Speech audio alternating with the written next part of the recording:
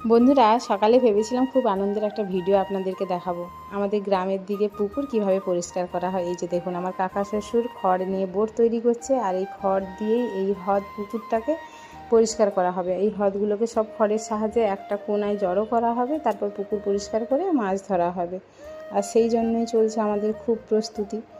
আর এদিকে দুটো মোটর বসানো হয়েছে, জল মারা হবে, কারণ এত জল আছে যে মাছ ধরা সম্ভব হবে না, তাই পুকুরটা মারারও ব্যবস্থা চলছে। আর এই যে দেখুন, পুকুরটা পরিষ্কার করার পরে কত সুন্দর লাগছে না, হ্রদগুলোকে পরিষ্কার করে। আর ওরা সবাই জাল নিয়ে নেমে পড়েছে যে কিছু যদি মাছ পাওয়া যায় অন্তত, তাই সবাই জাল নিয়ে একদম এদিক থেকে ওদিক হচ্ছে। আর এটা একটা না বেশ আনন্দের ব্যাপার, কিন্তু সেই আনন্দ আমাদের এক নিমেষেই প্রকৃতি শেষ করে দিল।